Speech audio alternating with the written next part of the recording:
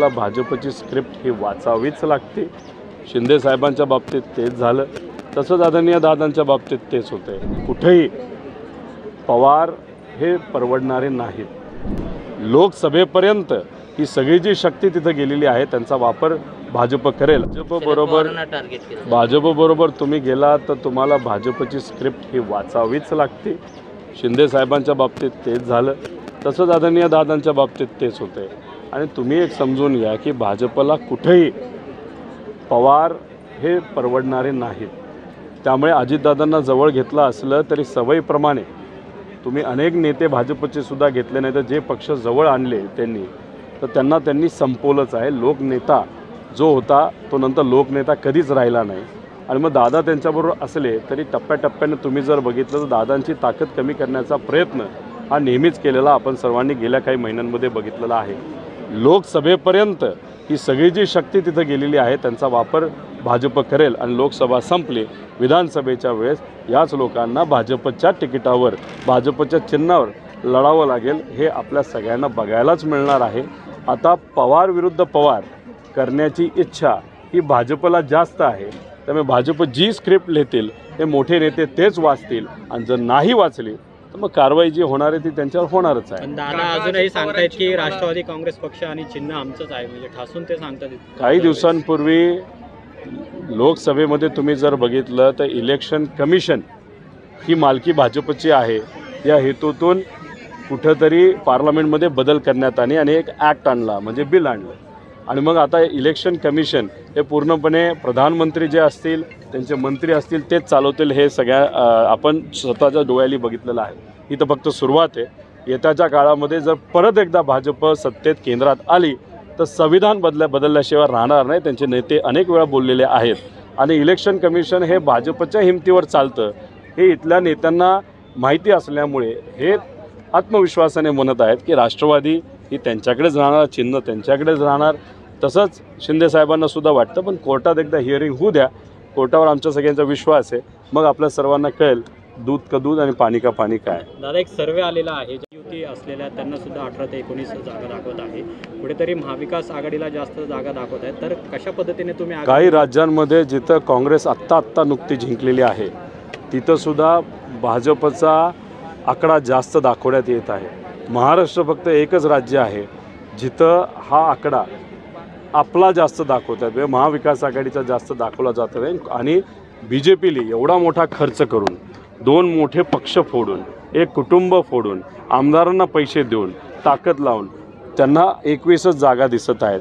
भीती आता कुठंतरी वाटत असेल, त्यामुळे पुढच्या काही दिवसांमध्ये समाजामध्ये वाद अजून जास्त ताकदीने निर्माण केला जाईल का काय, अशी भीती आम्हा सगळ्यांना भाजपकडनं होईल असं वाटतंय।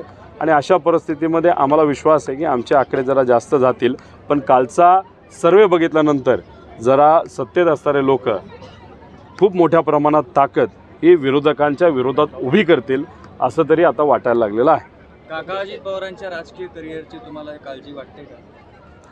भाजपबरोबर जो कुठला नेता आणि पक्ष जातो त्यांची काही प्रमाणात काळजी वाटतेच, कारण की लोकनेता भाजपला न त्यांच्या स्वतःच्या पक्षाचा आवडतो, न बाहेरून इम्पोर्ट केलेला आवडतो, न कुठला पक्ष जो जवळ त्यांनी आणला आहे तो शेवटपर्यंत राहिला आहे।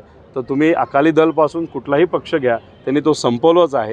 त्यामुळे हे जे काही कुणी आज सत्तेत जाऊन बरंच काही बोलत आहेत ते सत्तेच्या धुंदीमध्ये आहेत, पैशाच्या ताकदीमध्ये आहेत।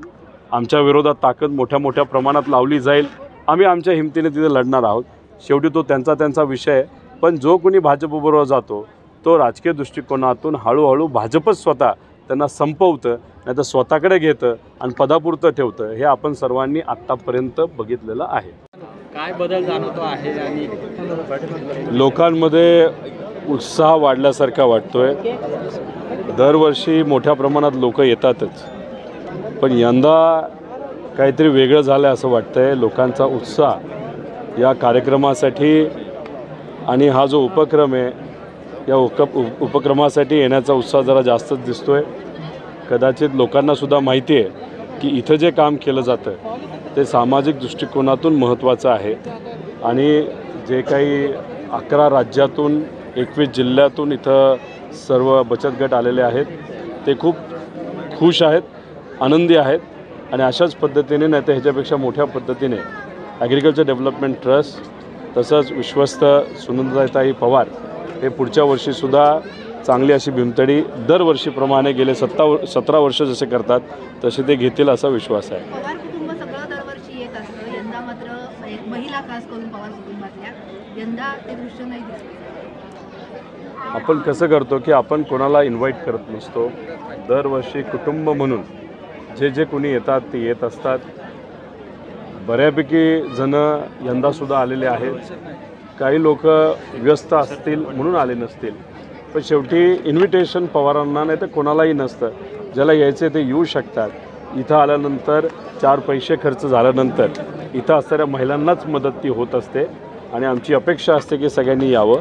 अजूनसुद्धा दिवस संपलेला नाही, संध्याकाळपर्यंत लोक येतील असं वाटतं. पक्षातल्या फुटीचा हा परिणाम त्याच्यावर जास्त आम्ही विचार करत नाही. तेवढा विचार केला असता तर सत्तेत गेलो असतो. आम्ही विचारावर राहिलो म्हणून विरोधात आहोत. विचार हे आमच्या सगळ्यांसाठी महत्त्वाचे आहेत. पण तुम्ही जे म्हणत आहात त्यामुळेच ते आले नसतील असं नाही. सत्तेत काही लोक गेल्यानंतर थोडंसं व्यस्त असतात, त्यांना महाराष्ट्राचा व्याप असतो म्हणून कदाचित ते आले नसावेत.